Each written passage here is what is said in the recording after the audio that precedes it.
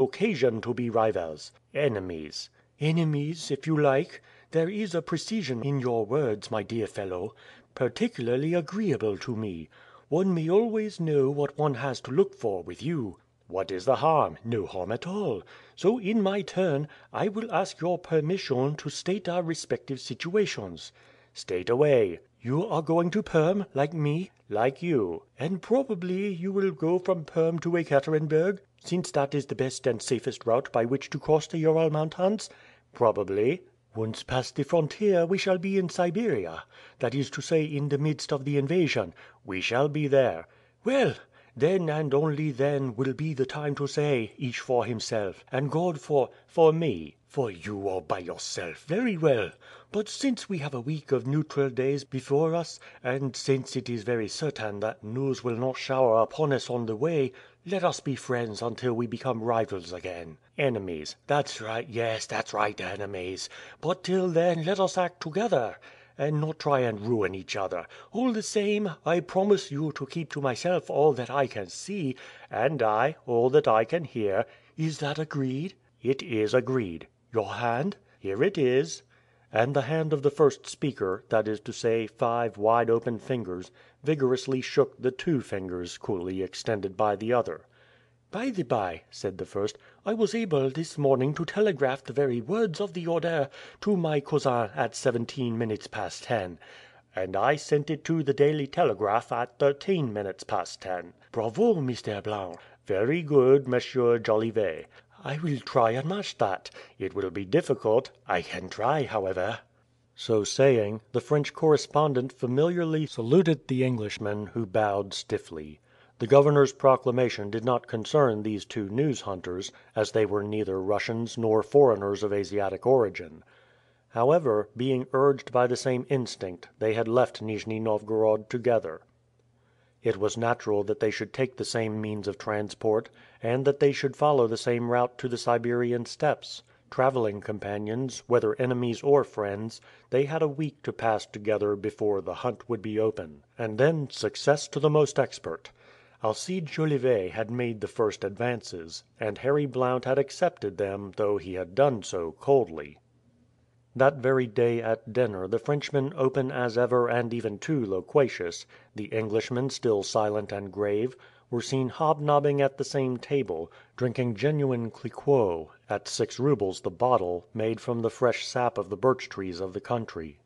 On hearing them chatting away together, Michael Strogoff said to himself, "Those are inquisitive and indiscreet fellows whom I shall probably meet again on the way. It will be prudent for me to keep them at a distance." The young Livonian did not come to dinner. She was asleep in her cabin, and Michael did not like to awaken her. It was evening before she reappeared on the deck of the Caucasus. The long twilight imparted a coolness to the atmosphere eagerly enjoyed by the passengers after the stifling heat of the day. As the evening advanced, the greater number never even thought of going into the saloon. Stretched on the benches, they inhaled with delight the slight breeze caused by the speed of the steamer. At this time of year, and under this latitude, the sky scarcely darkened between sunset and dawn, and left the steersman light enough to guide his steamer among the numerous vessels going up or down the Volga. Between 11 and 2, however, the moon being new, it was almost dark. Nearly all the passengers were then asleep on the deck, and the silence was disturbed only by the noise of the paddles, striking the water at regular intervals. Anxiety kept Michael Strogoff awake. He walked up and down, but always in the stern of the steamer. Once, however, he happened to pass the engine room. He then found himself in the part reserved for second and third class passengers. There, everyone was lying asleep, not only on the benches, but also on the bales, packages, and even the deck itself. Some care was necessary not to tread on the sleepers, who were lying about everywhere. They were chiefly moujiks, accustomed to hard couches, and quite satisfied with the planks of the deck. But no doubt they would, all the same, have soundly abused the clumsy fellow who roused them with an accidental kick. Michael Strogoff took care therefore not to disturb anyone.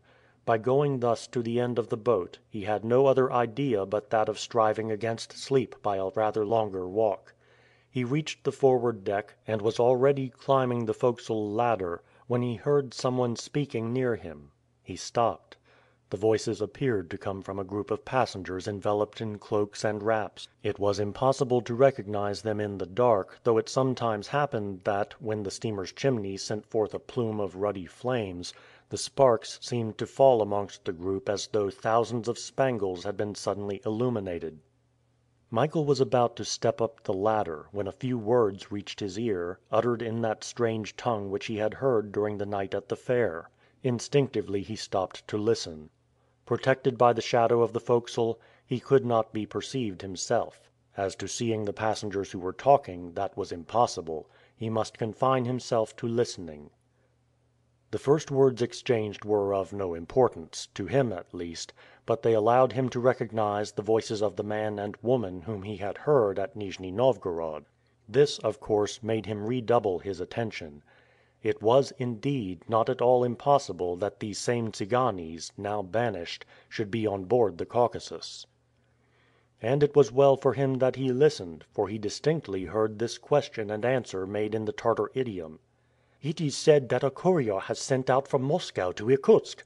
"It is so said, Sangarre; but either this courier will arrive too late, or he will not arrive at all." Michael Strogoff started involuntarily at this reply, which concerned him so directly. He tried to see if the man and woman who had just spoken were really those whom he suspected, but he could not succeed. In a few moments Michael Strogoff had regained the stern of the vessel without having been perceived, and taking a seat by himself, he buried his face in his hands. It might have been supposed that he was asleep. He was not asleep, however, and did not even think of sleeping. He was reflecting, not without a lively apprehension, "Who is it that knows of my departure, and who can have any interest in knowing it?" End of Book 1, Chapter 7.